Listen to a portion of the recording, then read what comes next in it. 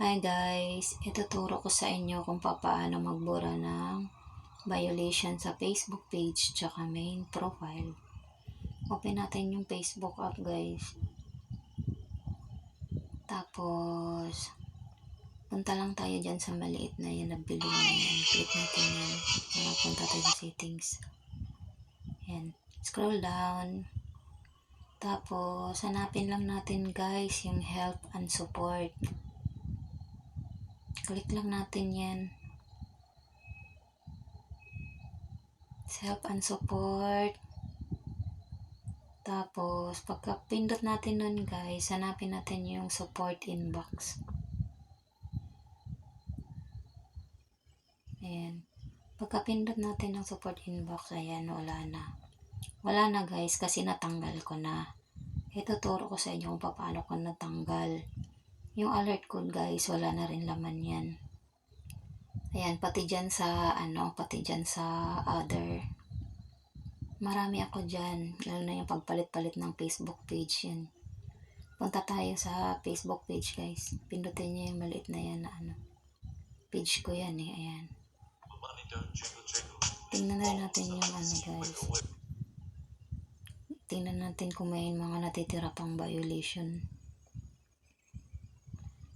Yan, ganun pa rin. Punta tayo sa help and support. Help and support.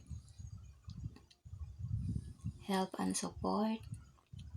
Then, punta tayo sa support inbox.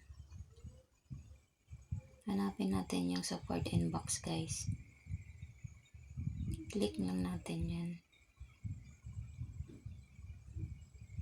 Pagka-click natin guys, ayan, click report. Ayan, wala na din. Malinis guys. Ayan. Nabura siya lahat guys. Ayan, sa alert guys. Ayan, wala na din. Tsaka yung others ko dyan guys, ang haba niyan dahil ilang beses ako nagpalit ng page name. Ayan, mag-ano din pala yun dyan. Kasama rin pala yun dyan sa alert. Ayan, nawala na. Lahat yan guys, nawala. Kaya ituturo ko yan kung paano ginawa ko, ba't nawala lahat yan. Na-monetize na rin ako ni guys, ni Mamita pala. May nagsisend na rin sa akin ng star. Ngayon guys, back lang natin. Tapos, ang gagawin natin guys, punta na lang tayo sa Chrome. Pindutin natin yung Chrome guys. Pagdating dyan sa Chrome,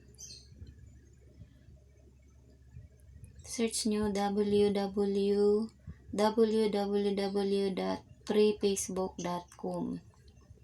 Ayan. Search nyo yan. Search nyo lang yan. Then go. Baba. Para makapag-proceed na tayo. Tapos, pagdating dyan sa baba, guys, pindutin nyo yung Facebook in basic.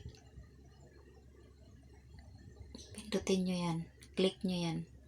Kasi dyan tayo mag-aayos. Ayan, scroll down lang kayo, guys. Pagdating sa pinakababa, ayan, yung pangalawa. Simula sa baba. Help. Hanapin nyo yung help, tas click nyo. Ayan, pagdating nyo dyan, hanapin nyo yung support inbox. Click nyo yung support inbox, guys. Dyan nyo makikita lahat ng violation nyo. Click nyo lang yung support inbox. Ayan. Sa akin, wala na kayong makikita, guys. Malinis na yan. Kasi natanggal na lahat. 1 to 2 days lang. Tapos, pag mayroon kayong violation dyan, makikita nyo dyan lahat ng video nyo na violation. Tapos, pindutin nyo yung si full message. Pagka pindot nyo dun sa baba, may nakalagay delete message. Lahat yan guys, i-delete nyo na. Yung mga video nyo na yun, huwag kayo na delete nyo na para lahat matanggal. Babalik rin naman yun eh. Tsaka yung mga views no, nandun na yun, di na rin yun mawawala. Ayun lang ginawa ko guys. Binura ko lahat. Ano lang yun. Siguro mga halos 10 din. Dami. Nabura ko lahat guys. Yun lang yung gagawin nyo. Wala naman kayong balik lang tayo sa review lang natin. Ayan, wala na kayong makikita dyan. Ayan. Marami kasi akong guys, violation din sa copyright. Sunod sa Tapos pananampalatayang yung iyong nag-post na nag-comment ako na bawal pala yung mga hindi magagandang comment. Ayun, na violation din ako noon ng tagal. kaloob. Tagal na wala. Tapos, ayun, Mapag- nagawan ko ng paraan. Ayan, gayahin nyo lang yun guys. Wala namang mawawala kung susubukan nyo. Ayan, monetize na rin ako guys. Dami na rin may mga nagsisend na rin sa akin ng star. Ayun lang, sana makatulong.